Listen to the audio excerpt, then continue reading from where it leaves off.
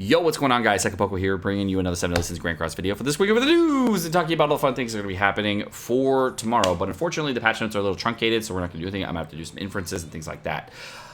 But there's going to be two things I want to give you for announcements. First, we're doing pulls tomorrow for the unit that I'm describing in this video. The stream's going to be starting at 6 a.m. Pacific Daylight Time. If you want to join us, twitch.tv/Sekapoko. Polls are starting at 7 a.m. Pacific Daylight Time. Oh my god! Someone just donated $1,500 in the middle of my intro.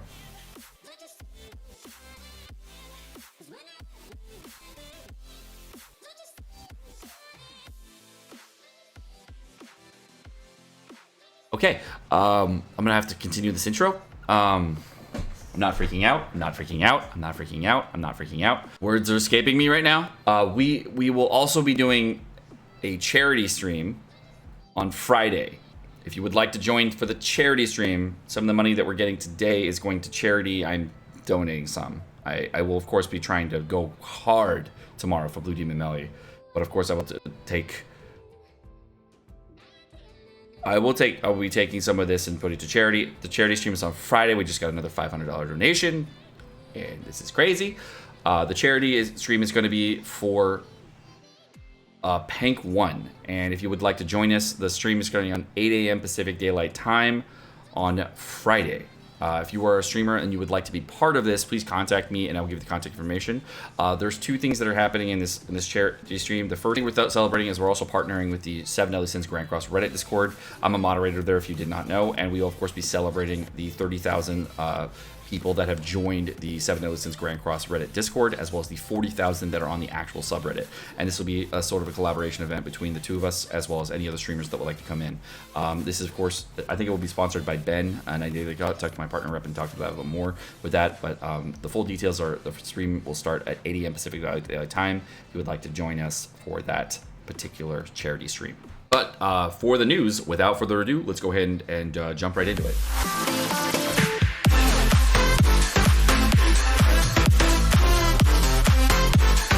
Okay, so let's go move the camera.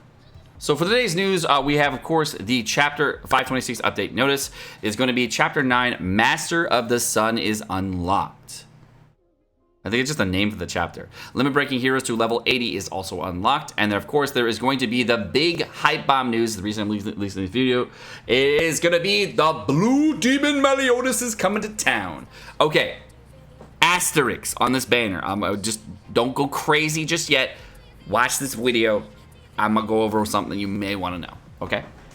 So there's going to be increased drop rate for the new hero, SSR Knight of Wrath, Demon Meliodas. Blue D Melly is coming out. Hype for the banner. I'm excited for it. Of course, I'm pulling. Y'all should pull too, whatever. I'm moving on. Okay, the new costume is going to be Most Malevolent Costume Set number 1. Most Malevolent. Oh, I think, that's a Dark Knight one then. So the Dark Knight costume sets are coming then, I'm guessing. It's going to be the original Dark Knight sets. I'll go over those as well and talk about those things that we talked about. I believe the Volume 1 set involved Escanor. I have to go check, though, but because it's been a minute. It is, yeah. Demon Meliodas, Escanor, and Merlin. I'm going to go over all 3 cosmetic sets in this video and talk about those cosmetic sets because, of course, they didn't release them in these patch notes, and we'll be talking about them.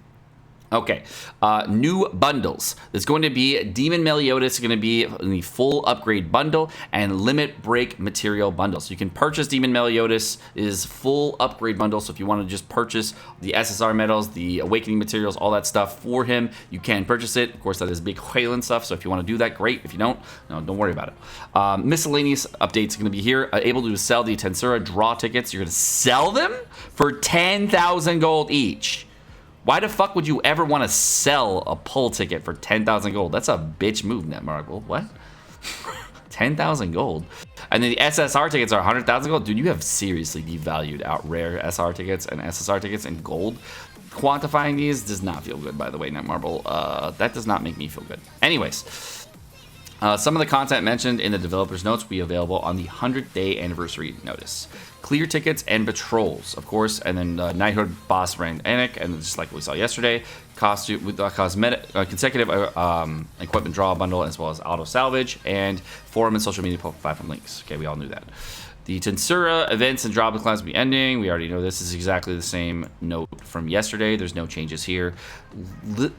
Netmarble, the only thing that you updated on is this and the miscellaneous note. Come on, Netmarble, don't do this. Don't do this. Just all you have to do is just come out with the full patch notes, please, Netmarble. Let's go check. Okay, Netmarble, I'm gonna have to fill in for you because this is triggering AF. We're gonna have to go over everything.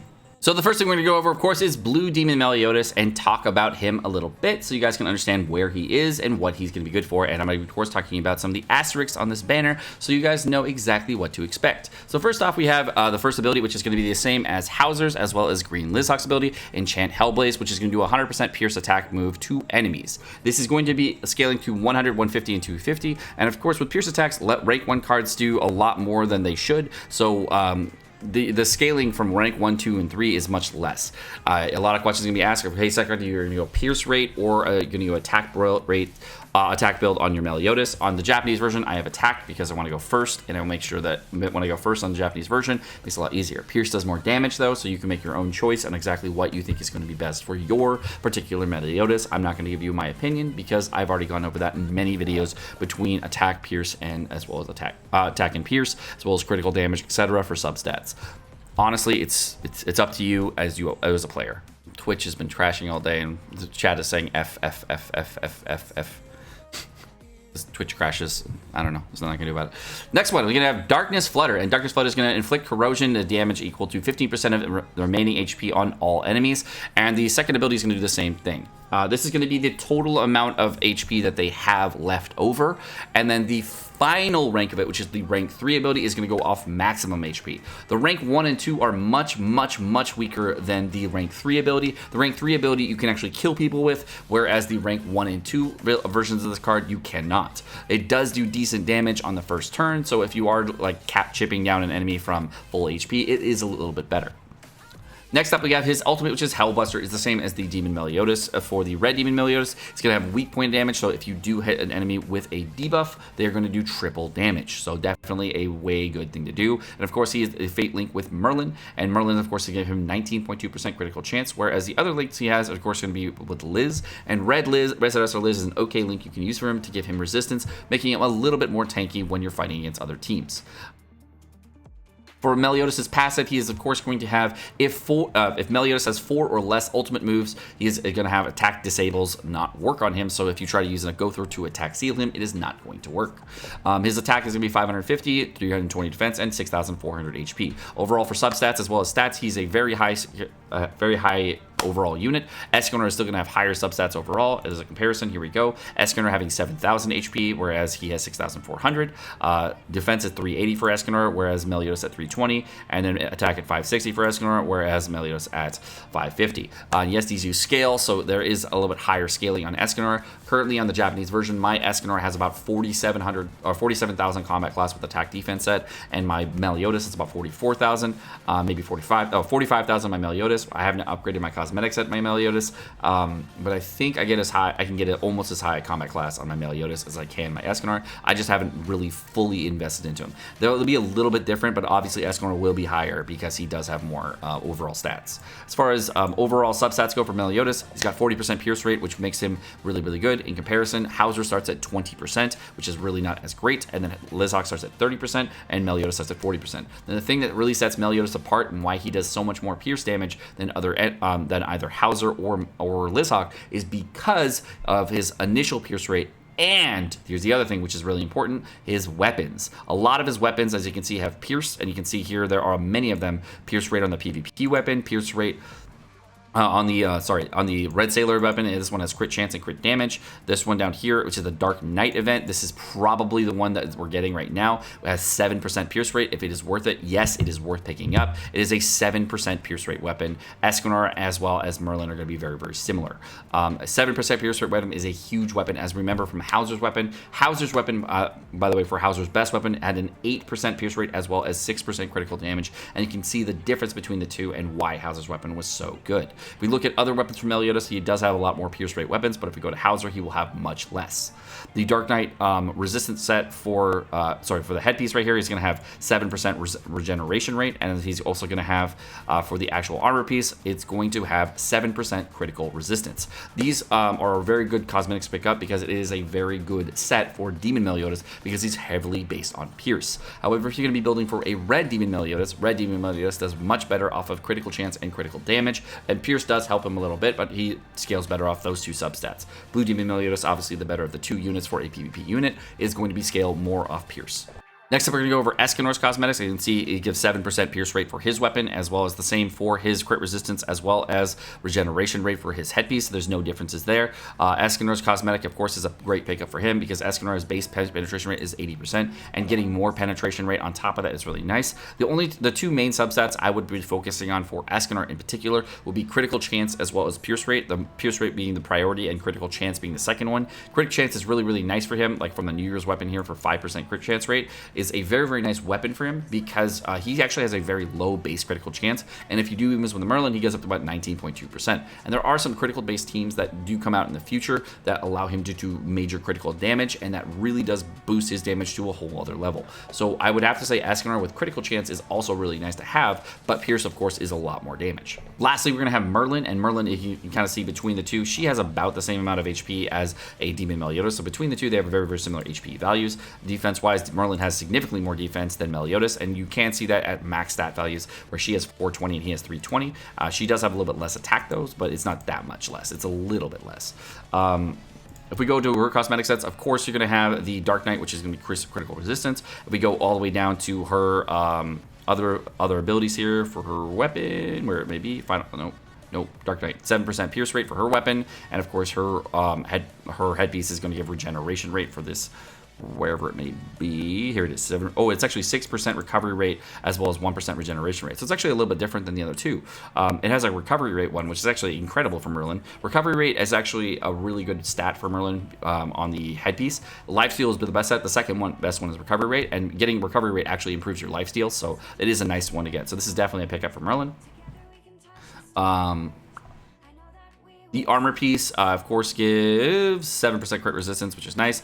Crit resistance is not really like super needed in a lot of different characters, but is nice for Merlin because she has a very, very low critical resistance rate anyways, and she's very non-defensive except for her actual defense stat. Her base subsets are actually pretty darn low. Now let's talk about pulling for Blue Demon Meliodas.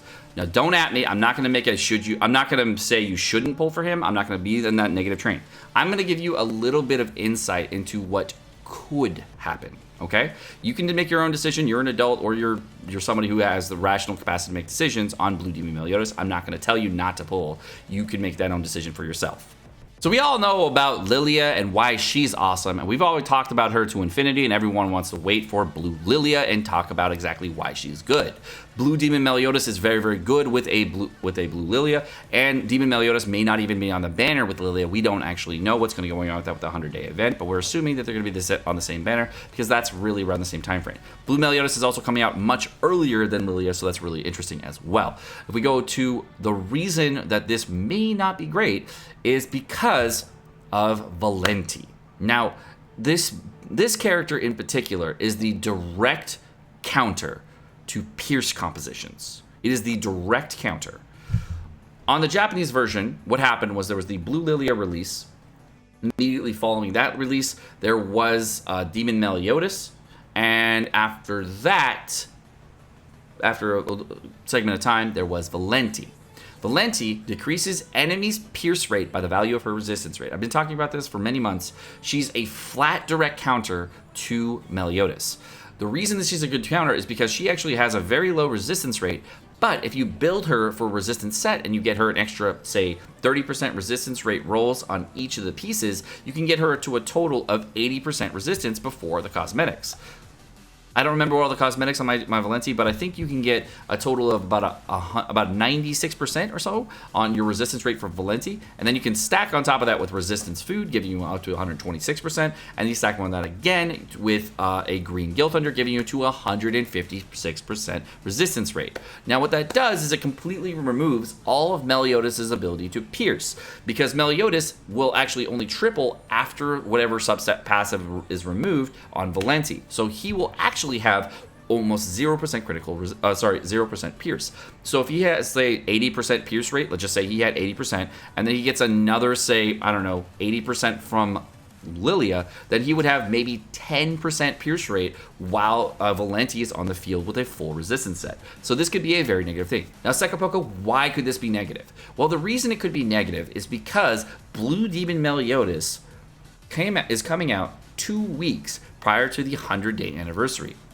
And if you did see certain things that came out in between now and then that may have involved the 100-day banner, I'm not going to talk about them, not going to show them, not going to even entertain the notion that I know about them.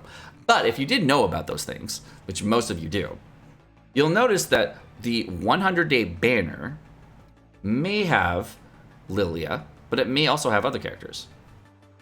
So if that's true, would Demon Meliodas still dominate the field like it did on Japan?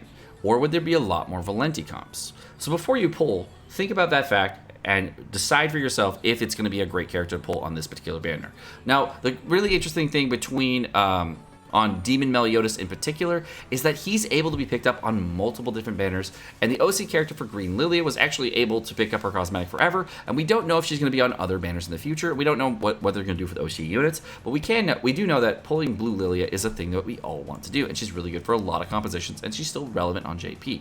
The only reason Green Valenti actually fell out of the meta in general on the Japanese version was because of 2 different units. The first unit that came out was Red Escanor, and the second unit that came out after that was Derriere. And then the third unit, to make that even worse, was Red Lost Vein Meliodas. All 3 of those units put together made it so there was so much mono red on the Japanese version that you really just couldn't counter Valenti. And the thought process is then, oh wait, sucker, can I use a blue Lilia and say a Hauser and use that to counter Valenti compositions? Well, seeing how Hauser's pierce rate is even lower than Meliodas's, that may not work out as well as you think. And Valenti does very well against area effect compositions like Demon Meliodas and Lilia, so you may have some issues with that. All right, guys, so I'm going to be doing polls if you want to watch them. They're going to be live. We're going to start the stream at 6 a.m. Pacific Daylight Time. The stream is going to start at 6 a.m. Polls start at 7 a.m., just like normal for cool banners that I want to pull for. So, guys, if you want to join us, twitch.tv/Sekapoko. I'll be live. I'm live every single day, Monday to Monday, but the only day I take off is Wednesday. So if you guys want to join us anytime, that's where we are. We're streaming every day. I usually stream within an hour of releasing a video, so go and check it out. And I will, of course, be pulling tomorrow morning, so if you do want to check it out, 6 a.m., I'll be doing polls. Let's see you guys there. Bye.